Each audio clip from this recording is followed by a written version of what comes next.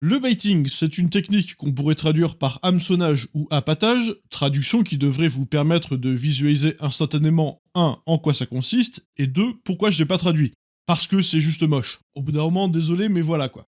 Bon, en réalité, la traduction la plus proche serait plutôt provocation, mais ça s'en distingue du fait que le baiting suppose de feindre l'innocence, là où la provocation est assumée. Donc pour ne pas risquer de confusion, j'ai préféré utiliser l'anglicisme. C'est une technique très proche de la déstabilisation qui va consister à cibler vos points de vulnérabilité, ou ce qu'on appelle parfois des triggers, mais cette fois non pas pour vous déstabiliser, comme on l'a vu il y a quelques épisodes, mais pour vous pousser à réagir, idéalement dans l'excès. Le but de ce baiting est donc très simple. D'une part, vous entraîner sur le terrain du conflit, dont on a vu qu'il était le terrain favori des narcissiques. D'autre part, vous pousser à la faute, ou en tout cas à ce qu'il pourra vous reprocher comme une faute, de préférence devant des témoins. Par exemple, disons que vous êtes à un événement social, comme une fête, et là il vous fait devant tout le monde une remarque pile sur un sujet qui est très sensible pour vous. Ça peut être une vulnérabilité personnelle que vous lui auriez confiée, par exemple au travers de la prospection dont on a parlé à propos de la phase de séduction, ou bien quelque chose sur vous qu'il a déduit ou observé, en rapport avec votre genre, votre ethnie, votre corpulence ou toute autre particularité physique, ou encore une information privée, voire une accusation mensongère, qui serait en lien avec une rumeur qui circule sur vous, qui sera peut-être allée dénicher en stalkant vos réseaux sociaux, en interrogeant vos proches, en faisant des recherches sur vous, ou même qu'il aurait lancé directement lui-même. Contrairement à la déstabilisation, dont le but est que seul l'agresseur et la victime aient conscience de l'attaque, ici l'agression va souvent être flagrante, mais se cacher derrière le prétexte de la critique légitime ou de la plaisanterie. Elle va donc consister, non pas à faire référence à une vulnérabilité dont seul le manipulateur et la victime ont la grille de lecture, mais plutôt, par exemple, réagir publiquement à un propos de la victime, souvent pour lui faire dire un truc radicalement contraire à ses opinions réelles, cibler un de ses défauts ou une particularité flagrante, ou encore faire référence à une rumeur à son sujet. Et quand je dis rumeur, ça peut aussi être des choses vraies, mais utilisées à des fins de dénigrement. Par exemple, une information embarrassante ou encore une orientation sexuelle dans un environnement homophobe. Là où la déstabilisation consiste à invisibiliser l'agression pour vous mettre dans l'incapacité d'y réagir sans passer pour un malade et donc vous forcer à l'intérioriser, le baiting vise au contraire à vous humilier très publiquement en espérant obtenir une réaction de votre part. C'est d'autant plus efficace que ces attaques s'inscrivent presque toujours dans un processus de harcèlement. Vous savez par exemple que c'est une rumeur qui court sur vous parfois depuis des semaines, des mois, voire des années, et que si vous n'y réagissez pas, ceux qui la diffusent y verront certainement une forme d'aveu. Et comme en plus vous avez ici l'occasion de confronter enfin directement l'un de ces propagateurs, vous êtes très tenté d'exploser en réaction et de lui faire payer pour tous les autres, même s'il n'est à ce moment-là responsable que d'une simple goutte dans un océan de provocation. C'est précisément le but du baiting, parce que vous allez au minimum vous emporter, voire pire, lui donner une occasion de rebondir, mais on y reviendra. Et certes, ça sera très humain comme réaction, mais ceux qui en sont témoins ne seront pas ou peu conscients de l'ampleur du harcèlement qui la justifie. De leur point de vue, vous allez donc péter un câble pour une simple blague ou critique sans gravité, et le manipulateur se fera un plaisir d'utiliser cette réaction d'apparence disproportionnée pour inverser les torts. Comme quoi vous êtes décidément colérique, instable, agressif, etc. etc. Comme on l'a vu précédemment, un manipulateur anticipe toujours la confrontation avec des stratégies de désengagement. L'une des plus communes est le fameux c'est pour rigoler, dont certains se font une véritable spécialité. Imaginez, par exemple, un streamer prétendument apolitique qui passerait littéralement ses journées à antagoniser, ridiculiser et inciter au harcèlement de masse contre des gens qui auraient curieusement presque tous en commun de tenir un discours contradictoire avec des idéologies très à droite. Et imaginons qu'ils n'hésiteraient pas pour le faire, par exemple, à leur faire dire des choses qu'ils ne disent pas, à lancer ou alimenter des rumeurs calomnieuses, ou encore à instrumentaliser à des fins de manipulation affective des causes très sérieuses. Comme, au hasard, accuser de promouvoir la pédophilie des gens qui communiquent simplement sur le rôle de l'éducation sexuelle. D'ailleurs, en passant, petite digression importante, l'éducation sexuelle à l'école, ça sert à protéger les enfants des abus. Parce que pour abuser d'eux, leurs agresseurs ont besoin que leurs victimes ne sachent pas bien faire, ou en tout cas pas bien exprimer, la distinction entre un contact affectueux sain avec un adulte comme faire un câlin, et un contact qui relèverait de l'abus. Tout comme ces agresseurs ont besoin que leurs victimes restent les plus naïves possibles relativement aux situations à risque, et par exemple acceptent facilement de suivre un adulte dans un lieu isolé, sans même suspecter que ça puisse cacher des intentions malsaines. Si un enfant n'a pas conscience des risques, pas la capacité de différencier un contact affectueux d'un contact abusif, et pas même le vocabulaire ni les notions qui lui permettraient de mettre des mots sur un abus, alors il ne pourra tout simplement pas trouver l'aide dont il aura désespérément besoin s'il y était confronté. Un enfant ignorant, c'est un enfant vulnérable. C'est en premier lieu à lutter contre ça que sert l'éducation sexuelle. Et si elle est mise en place dès l'école, parfois à un âge très jeune, c'est parce que figurez-vous que les pédophiles, eux, n'attendent pas que les enfants grandissent avant d'en abuser. C'est précisément tout le problème. Donc est-ce que vous commencez à visualiser l'hypocrisie qu'il y a à prétendre agir dans l'intérêt des enfants en militant contre l'éducation sexuelle à l'école? Et le niveau de foutage de gueule que ça représente de faire passer ceux dont c'est le travail pour des pro-pédophiles. Souvent, ces narratifs vont se cacher derrière un amalgame grossier entre éducation sexuelle et exposition à la sexualité, avec un discours qui sous-entend que l'éducation sexuelle à l'école, ça consisterait limite à diffuser des pornos en classe. Sauf que désolé de le rappeler aux concernés, mais si vous vous masturbez devant les vidéos de Julien Méniel, c'est pas ces vidéos qui sont trop érotiques, c'est juste vous qui avez besoin d'aide. L'éducation sexuelle, ça n'est pas du sexe, c'est de l'éducation. Et vous imaginez bien que vu la sensibilité évidente du sujet, c'est des cours adaptés très attentivement aux tranches d'âge auxquelles ils s'adressent, et qui sont contrôlés avec la plus grande prudence par des psychologues spécialisés, justement pour s'assurer de ne pas nuire au développement psychologique des enfants. Ceux qui essayent de vous faire croire qu'elle consisterait à les inciter à avoir des rapports sexuels cherchent tout simplement à vous manipuler. Et dans le meilleur des cas, ils le font simplement parce que eux, entre autres motivations homophobes, ont eu la chance de ne pas être exposés à des abus sexuels en jeune âge, donc ils considèrent par nombrilisme que ça ne sert à rien parce que ça ne leur aurait pas servi à eux. Cela, ça serait pas mal qu'ils se rappellent que tous les enfants n'ont pas autant de chance qu'eux, et que pour les autres, ça peut avoir un intérêt primordial. Donc merci de voir un peu plus loin que le bout de vos nez.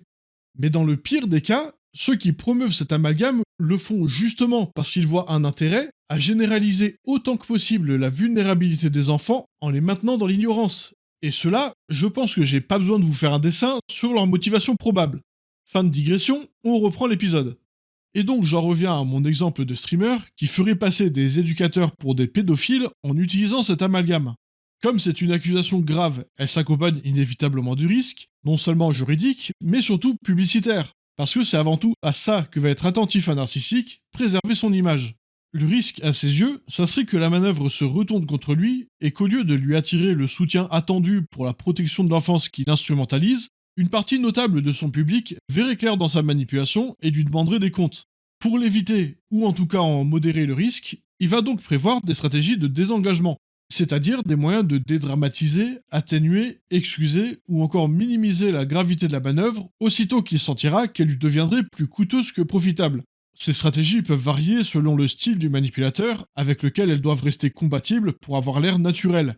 Ça peut consister à feindre l'ignorance, comme s'il n'était pas au courant qu'il existe une rumeur ou que le sujet est sensible pour vous, ou bien à procéder uniquement par des sous-entendus, tout en prétendant ne jamais avoir voulu dire ce qu'il a pourtant très clairement insinué. Ça peut aussi consister à feindre la légitimité en prétendant agir pour une cause juste, comme la protection de l'enfance dans l'exemple précédent. Mais le plus courant, ça va être en se cachant derrière les traits de l'humour, avec le fameux «c'est juste pour rigoler poète poète». Je rappelle en passant que si celui dont vous rigolez ne rigole pas avec vous de la blague, alors c'est pas juste pour rigoler, c'est juste pour harceler. L'humour est en effet une parfaite excuse pour ne pas avoir à assumer leur provocation une fois qu'ils obtiennent une réaction de leur cible, en y réagissant avec une minimisation du style «Oh là là, elle est trop émotive, c'est juste pour rigoler poète poète, c'est pas si grave, y a pas besoin de réagir comme ça». Et dans la foulée, il trouvera qu'au fond, ça prouve bien qu'il a mis le doigt sur une vérité qui dérange, et il va donc insister dessus au prétexte de vouloir découvrir ce que ça cache. C'est une forme de prédation narcissique qui a une double fonction. D'une part, générer et escalader un conflit dont le manipulateur tirerait un bénéfice sous une forme ou une autre. D'autre part, pousser la victime à l'excès ou à l'erreur en réaction, afin d'utiliser cette réaction pour alimenter son escalade, et ainsi de suite à répétition. Ça peut être d'autant plus néfaste que les adeptes de cette méthode en font très souvent un spectacle, soit pour attirer chroniquement l'attention sur eux, soit carrément pour en faire carrière. Et malheureusement, j'ai déjà expliqué qu'il n'y a pas besoin d'être soi-même cliniquement narcissique pour encourager ces comportements-là, ne serait-ce qu'en leur accordant notre attention. Il suffit de voir l'audience que font des programmes de télé-réalité et autres émissions à scandale, y compris ceux avec une mise en scène flagrante de conflits complètement artificiels, pour mesurer la facilité avec laquelle même des ficelles grossières parviennent à capter l'attention, ne serait-ce que par une sorte de voyeurisme malsain. Ce qui fait que ceux qui jouent constamment sur l'escalade de conflits, le drama, l'appel à l'indignation, le choc et toute autre ficelle qui consiste à capter votre attention par l'affect, sont généralement suivis par une audience très large et surtout très prompte à des réactions enflammées, puisque ce genre de contenu cible avant tout, au mieux, les gens qui manquent de recul et de contrôle sur leur engagement affectif, au pire, les personnalités toxiques et narcissiques. Ce qui fait que chaque personne qui leur sera servie en pâture subira un harcèlement de masse dont le plus souvent le manipulateur se défaussera cyniquement en disant qu'il n'y est pour rien et qu'il le déplore. Parce que lui, voyez-vous, il ne cautionne pas le harcèlement qui résulte de ces appels au harcèlement. Il trouve même que le harcèlement c'est mal, grand prince qu'il est. Ô Seigneur, la révérence! Mais en réalité, il ne prend jamais la moindre mesure pour l'éviter ou le modérer, et fait au contraire son maximum pour galvaniser son public contre ses victimes, car ce harcèlement lui sert avant tout de moyen de pression et d'intimidation. Il sait qu'il est en capacité de pourrir la vie et la santé de ceux qu'il prend pour cible, comme s'il contrôlait une armée de larbins au service de son ego, et en joue pour contraindre ses victimes à se soumettre à lui, sous la menace de subir une autre vague de harcèlement si jamais elles ont l'audace de chercher à se défendre.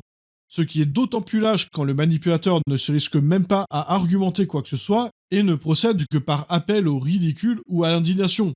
Parce qu'autant quand quelqu'un vous attaque en assumant ses idées, vous pouvez au moins lui opposer un argumentaire convaincant, autant quand vous avez affaire à un gamin qui ne fait que vous pointer du doigt en répétant à ses potes PTDR, regardez ce type comme il est trop con lol, qu'est-ce que vous voulez y répondre de productif? La seule réaction mature, c'est de l'ignorer pour au moins ne pas lui donner l'occasion de surenchérir, vu que quoi que vous répondiez, il se fichera d'argumenter et trouvera n'importe quel moyen de tourner votre propos en ridicule ou s'en indigner. Du coup, soit vous allez entrer dans son jeu, mais donc vous rabaisser à son niveau et l'affronter sur son terrain, vous allez perdre, soit vous allez l'ignorer, mais donc le laisser s'en tirer impunément. Pile, il gagne, face, vous perdez, et c'est justement cette impunité qui lui permet de se convaincre qu'il domine. Elle lui permet d'obtenir ses shoots de narcissium en se persuadant qu'il serait supérieur à ceux qu'il prend pour cible, sur qui il pense avoir toujours le dernier mot, alors qu'en réalité sa rhétorique pourrait juste se résumer à dire « Je joue au con juste pour rigoler, hein, s'il fallait je serais capable d'argumenter, mais je vais pas le faire parce que ça serait pas marrant et on rigole poète-poète ». Rien d'étonnant donc que le baiting devienne sa technique de prédilection. À défaut d'être capable de se valoriser avec des qualités ou des compétences réelles, même mal employées, il lui suffit de détourner les propos des autres, leur prêter des intentions honteuses, afficher les moindres de leurs erreurs pour les humilier, les enfermer dans des faux dilemmes, exposer leur vie privée, fouiner toutes leurs publications jusqu'à trouver de la boue sur eux, leur faire dire des choses qu'ils ne disent pas le cas échéant, bref, rabaisser l'autre par tous les moyens possibles, sans le moindre respect pour la vérité ou l'honnêteté intellectuelle, dit d'ailleurs pour son propre public qu'il prend ouvertement pour des cons, simplement pour donner l'illusion de sa supériorité en contrastant avec un homme de paille qu'il érige en spectacle. Paradoxalement, plus la manœuvre est grossière, plus elle tend à être efficace, au point qu'il n'hésite souvent pas à tendre la perche avec des mensonges flagrants et facilement réfutables, simplement parce qu'ils savent que vous serez alors très tenté de le faire. Or, en le faisant, vous mettrez le doigt dans l'engrenage. Si vous avez répondu à ça, alors vous vous êtes impliqué dans son débat qui n'en est pas un, et il exigera de vous, en cœur avec toute son audience, que vous vous justifiez de toutes les absurdités qu'il vous reproche, en se comportant bien sûr comme si toute absence de réponse constituait un aveu de culpabilité. On croirait qu'une telle pratique serait forcément contre-productive pour le manipulateur et qu'elle le décrédibiliserait aux yeux de son audience, vu que les mensonges employés seraient aisément réfutés. Mais ça ne serait vrai que pour la maigre partie de son audience, encore capable d'objectivité à un tel niveau d'engagement dans le conflit. Or elle sera en immense majorité constituée de gens qui le suivent par affinité idéologique, et qui auront dès lors bien peu d'hésitation à rationaliser les mensonges exposés, du moment que ça leur permet de valider un narratif auquel ils adhèrent. Et au-delà de leur permettre de surenchérir dans la manœuvre, ces réactions de votre part vont aussi leur indiquer vos vulnérabilités. Souvent, ils emploieront la méthode dite du plat de spaghetti, qui tient son nom de l'expression « lancer un plat de spaghetti au mur et observer ce qui tient ». Pour l'anecdote, c'est une expression qui vient d'une technique pour tester la cuisson des spaghettis, puisqu'on dit que lorsque le spaghetti reste collé au mur, c'est que la cuisson est al dente. La technique du plat de spaghetti consiste donc à balancer tout ce qui leur passe par la tête de manière opportuniste, et si un truc parvient à provoquer une réaction de votre part, alors c'est que ce truc-là est efficace, et ils vont mettre les bouchées doubles dessus. C'est une technique qu'on retrouve souvent quand un narcissique est pris au dépourvu. Par exemple, un conjoint abusif face à une rupture soudaine qu'il n'a pas su anticiper va souvent alterner confusément entre des menaces, puis de la victimisation, puis du chantage, puis de l'apitoiement, puis d'intimidation, puis des excuses, puis de la culpabilisation, puis des promesses, le tout parfois espacé de quelques jours ou semaines, mais aussi parfois à la suite d'une manière désespérée au cours d'un seul appel téléphonique par exemple. Le but est de tester le maximum d'approches possibles jusqu'à avoir au moins un indice de laquelle a peut-être une chance de fonctionner et embrayer à fond dessus aussitôt que c'est le cas. Ici, c'est la même idée, mais le but est de trouver ce qui parvient à vous affecter, parce que s'il y parvient, alors il a déjà une forme d'emprise sur vous et pourra au minimum se féliciter de dominer toute la grosse domination en vous pourrissant la vie. Ces réactions, c'est donc avant tout un signal auquel un prédateur narcissique est particulièrement attentif, parce que c'est exactement ce qu'il recherche. On a déjà vu que dans sa forme classique, l'emprise commence par une phase de séduction qui sert à créer un lien affectif entre vous et le manipulateur. Une fois ce lien établi, il permet un chantage affectif dont il usera et abusera pour obtenir de vous ce qu'il veut. Et vous céderez le plus souvent pour ne pas risquer de le froisser du fait de cet attachement. C'est la mécanique la plus courante de l'emprise, mais elle ne concerne que l'emprise qu'on pourrait appeler séductrice, c'est-à-dire quand le manipulateur prétend être votre allié, que ce soit au sens d'un conjoint, d'un ami, d'un collègue ou d'un membre de votre famille. Or, il existe aussi une emprise qu'on peut qualifier d'antagoniste, qui consiste pour le manipulateur à être en capacité d'affecter une personne considérée ennemie. Évidemment, il ne pourra cette fois pas passer par un chantage affectif, qui suppose un attachement de la victime envers le manipulateur, et le plus souvent, elle passera donc, comme dans l'exemple précédent, par du harcèlement, de l'intimidation ou de la menace de toutes sortes de représailles. C'est une forme d'emprise plus proche du contrôle, dont on reparlera bientôt, qui fait que les victimes chercheront à rester du bon côté de sa grâce, soit préventivement, dans l'espoir de ne pas être prises pour cible, soit rétroactivement, en espérant obtenir sa clémence. Le plus souvent, c'est en vain, parce qu'on parle ici d'un comportement prédatorial. Il ne vous épargnera que si vous pouvez lui être utile. Si par exemple vous avez une réputation à laquelle il peut lui être profitable d'être associé, et bien sûr que les circonstances le permettent, il n'hésitera pas à tenter de vous séduire en étant très élogieux à votre égard et en se faisant passer publiquement pour votre ami. Ça, c'est typique quand vous avez une forme d'autorité, d'influence ou de pouvoir, comme un policier, un scientifique, un hacker, une célébrité ou juste un mec physiquement impressionnant. Mais dans le cas contraire, ou pire encore si votre réputation fait de vous une menace pour son narratif, la seule valeur que vous aurez à ses yeux, c'est celle d'un moyen d'autopromotion. Il cherchera à vous faire réagir par tous les subterfuges imaginables et utilisera chacune de vos réactions, quelles qu'elles soient, comme autant d'occasions de relancer et escalader un conflit dont il fera un spectacle. Si vous vous énervez, il l'utilisera pour gaslighter, comme quoi c'est pas normal de s'énerver pour si peu. Il rigole poète-poète. Vous êtes vraiment instable, voire complètement fou. Si vous faites la moindre erreur sur quoi que ce soit, il en fera une affaire énorme qui démontre sans aucun doute possible que vous êtes complètement stupide et incompétent, surtout relativement à une expertise pour laquelle vous êtes réputé. Si jamais vous vous excusez ou vous corrigez pour quoi que ce soit, c'est un aveu de votre incompétence qui prouve bien que c'est lui qui a raison sur toute la ligne et que tout ce que vous dites est faux. Si par malheur vous exprimez un avis tranché, il déformera vos propos pour leur faire dire un truc le plus choquant possible, dont il invitera son audience à s'indigner en chœur. Et même si vous parveniez à détruire complètement son narratif, par exemple en exposant un dossier en béton armé sur ses nombreuses manipulations, il va simplement se victimiser, comme quoi il souffre terriblement du harcèlement injuste que vous lui faites subir en vous acharnant sur lui comme ça. Peut-être même qu'il va lui arriver un truc dramatique pile à ce moment-là. La perte d'un proche, un accident, une agression, un cambriolage, un piratage de son compte. N'importe quoi qui, selon le contexte, va justifier de réclamer une trêve, mettre de côté les griefs et le soutenir face à une telle épreuve, le temps de balayer sous le tapis ce qui lui est reproché, qui n'est finalement pas si important en comparaison. Auquel cas, vous devrez forcément choisir entre lâcher l'affaire, parce que contrairement à lui, vous avez une conscience, et donc le laisser encore s'en tirer à bon compte, ou persister, mais endosser alors le rôle de l'agresseur, ou en tout cas lui servir sur un plateau l'excuse parfaite pour inverser les rôles et se faire passer pour la victime. Vous remarquerez en passant une chose, c'est que là où la technique de la déstabilisation est très efficace envers les personnes timides qui vont éviter la confrontation directe et intérioriser l'agression, celle du baiting est à l'inverse idéale contre les personnes sûres d'elles qui n'hésiteront pas à confronter leur agresseur. Ça souligne ce que j'ai déjà abondamment répété dans cette série, personne n'est immunisé contre la manipulation. Si vous êtes très attentif et averti envers une approche, alors vous êtes inévitablement plus vulnérable et distrait envers d'autres. Vous pouvez éventuellement être immunisé à l'influence d'un ou plusieurs manipulateurs en particulier, si par exemple vous voyez clair dans leur jeu. Mais il en existe forcément d'autres qui sauront d'autant plus efficacement se faufiler dans vos angles morts en paraissant être l'antithèse exacte des premiers. La meilleure protection face au narcissisme, c'est votre capacité de réaction. Oubliez l'idée de repérer instantanément toute tentative de manipulation.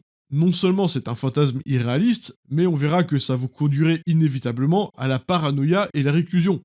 Acceptez à la place que vous vous ferez régulièrement avoir. C'est inévitable, parce que prendre ce risque est le prix à payer pour avoir des relations sociales. Le seul moyen de s'en protéger, ça serait d'aller vivre dans une grotte en solitaire. Mais ça ne condamne pas pour autant à finir inéluctablement sous emprise, parce qu'il y a tout de même une marge entre ça et être trompé passagèrement. La solution, c'est simplement d'apprendre à reconnaître les red flags de manipulation et de toxicité, et savoir y réagir avant qu'une emprise n'ait le temps de s'instaurer. On continuera bien sûr de voir comment tout au long de cette série. Cette technique du baiting va donc cibler principalement soit des personnalités publiques, en particulier sur les réseaux sociaux, soit des personnes à fort caractère dans le privé. Elle peut s'appliquer d'une personne très influente sur une personne qui l'est très peu parce qu'elle constituera alors une cible facile, souvent ça consistera à en faire des épouvantails idéologiques, mais elle peut aussi s'appliquer dans le sens contraire, donc d'une personne peu influente envers une personne qui l'est bien plus. Parce que c'est dans ce cas-là un moyen facile d'attirer l'attention d'une audience qui sera par définition très large. Souvent ça consiste à prétendre dénoncer le concerné non pas légitimement pour des faits concrets et démontrables, mais sur un prétexte bancal avec des procès d'intention et des appels à l'indignation. L'entre-deux est plus rare, mais si l'opportunité se présente de profiter d'un conflit avec une personne d'une notoriété équivalente, ils ne cracheront généralement pas dessus. La raison, c'est que quel que soit ce rapport de force, un narcissique tend à toujours profiter du conflit parce qu'il y est naturellement avantagé par sa carence d'empathie.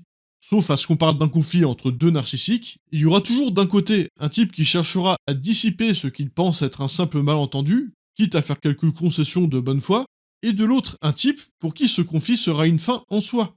C'est par ce conflit qu'il obtient ses shoots de narcissium, et donc il cherchera tous les moyens de l'entretenir, voire l'escalader, en se torchant royalement le cul avec la bonne foi ou l'honnêteté intellectuelle. Évidemment que face à ça, vous ne pouvez pas gagner. C'est la fameuse allégorie du jeu d'échecs avec un pigeon. Peu importe votre talent et vos efforts à élaborer les stratégies de jeu les plus raffinées imaginables, lui va juste renverser toutes les pièces, ne pas attendre son tour, chier sur l'échiquier et se pavaner comme s'il avait gagné. C'est pourquoi il est crucial de toujours exiger une réciprocité dans le débat.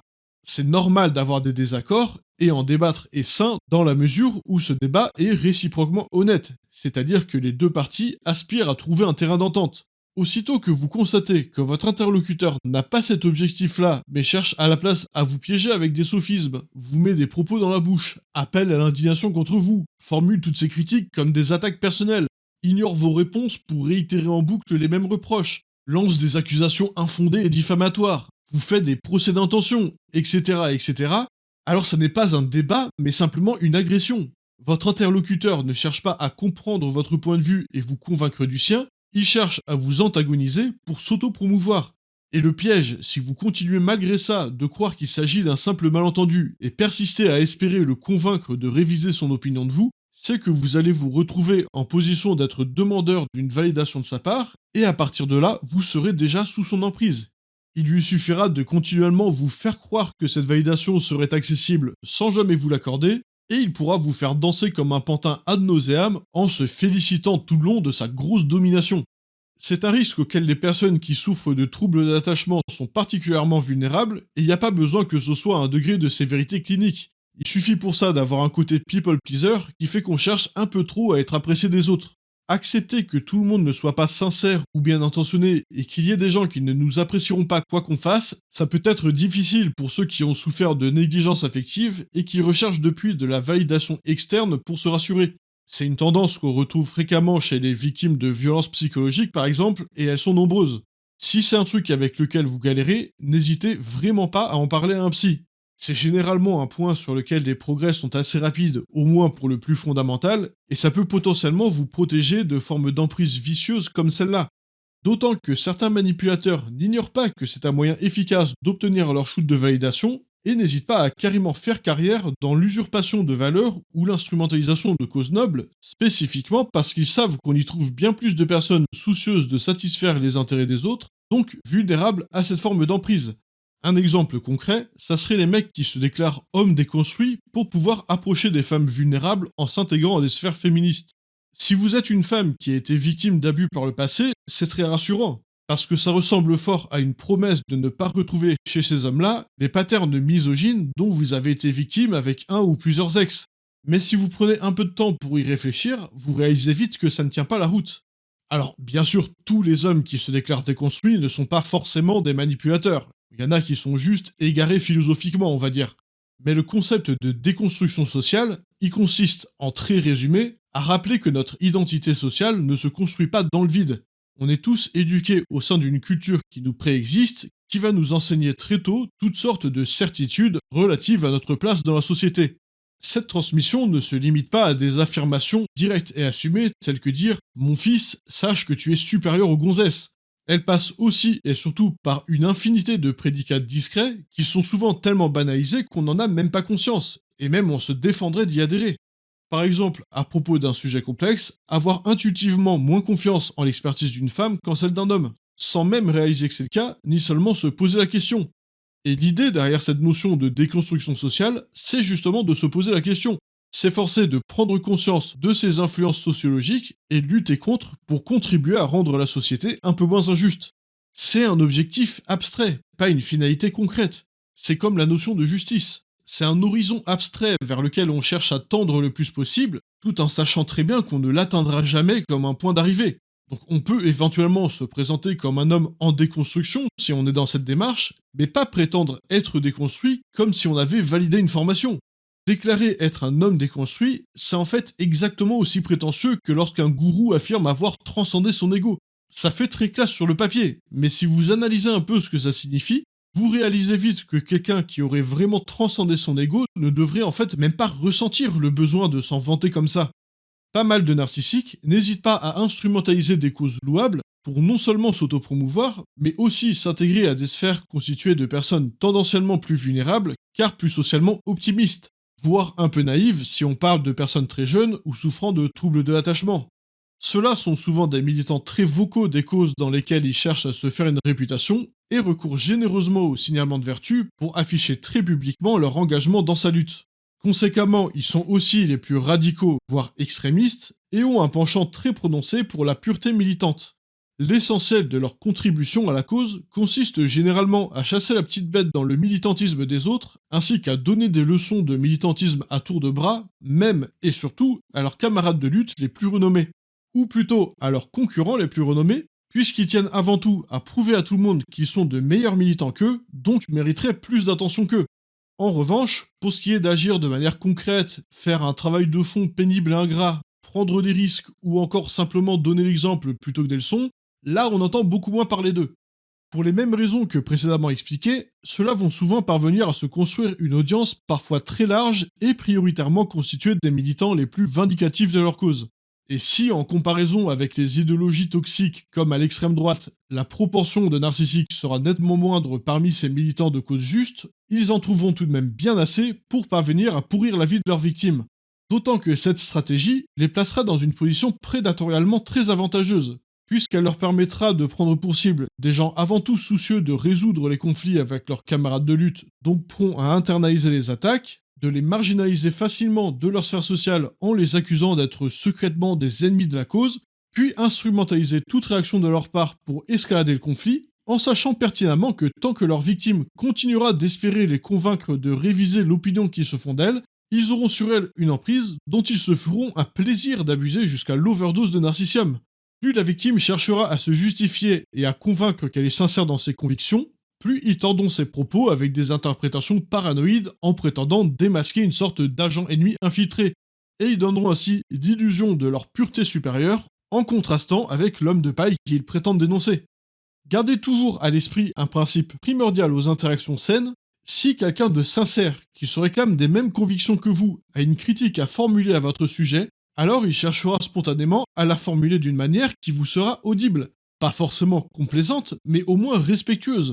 Il s'assurera de comprendre votre point de vue, s'efforcera de vous convaincre rationnellement du sien et cherchera à dissiper d'éventuels malentendus.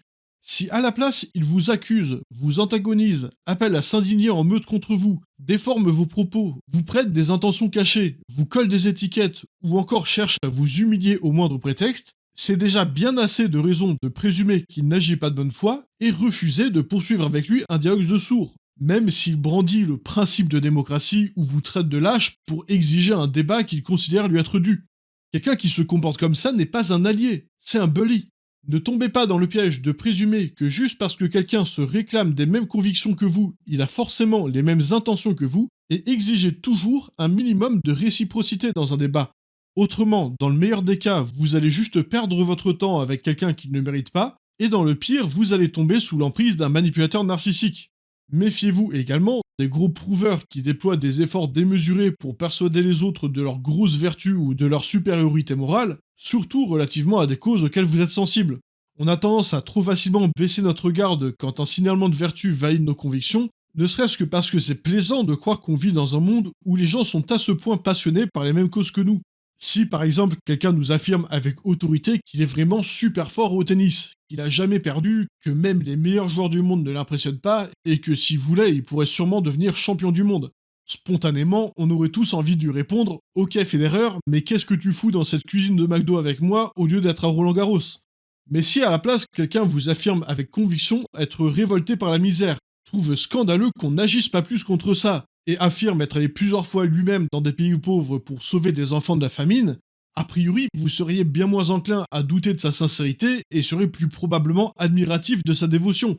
Et c'est pas une erreur de votre part, ça montre surtout que vous êtes quelqu'un d'empathique. Or, si vous avez affaire à un narcissique, ça peut tout à fait être un moyen de se faire valoir et gagner votre confiance, ou encore d'acquérir de l'influence auprès d'une audience large qu'il pourra ensuite utiliser soit à dénigrer les personnes qui froissent son ego, soit à s'auto-promouvoir aux dépens de personnalités plus visibles pour attirer l'attention sur lui. Par exemple en appelant à l'indignation contre eux en se scandalisant au prétexte qu'on les a surpris à acheter un produit issu de l'exploitation de la misère, donc c'est qu'ils la cautionnent, donc c'est qu'ils en sont complices. Il faut immédiatement boycotter tout ce à quoi ces gens contribuent et s'abonner à la place massivement à leur compte Twitter à eux pour leur donner de la force dans leur lutte contre ces monstres qui profitent de la misère des autres.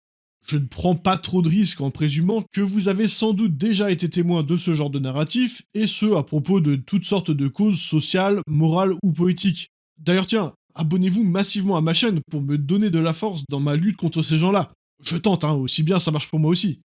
C'est donc une technique idéale dans les relations publiques qui s'adresse largement à des inconnus, puisqu'elle permet à la fois aux manipulateurs d'attirer l'attention par un conflit érigé en spectacle, d'obtenir en abondance ces shoots de narcissium en étant ouvertement toxiques, mais aussi d'en contenir largement le risque en feignant l'innocence, comme en se cachant derrière l'excuse de l'humour ou de l'ignorance, ou encore en se légitimant au travers de causes méritantes.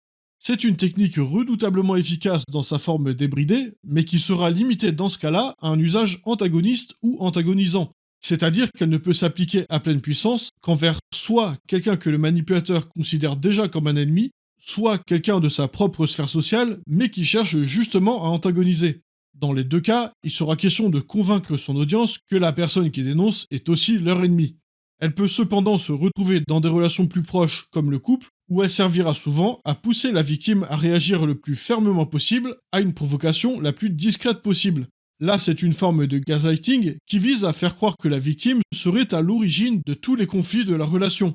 Ce qui peut servir au manipulateur soit à isoler narrativement la victime, comme on l'a vu au précédent épisode, soit à créer des antécédents en vue de profits à plus long terme, comme en anticipation d'un divorce par exemple.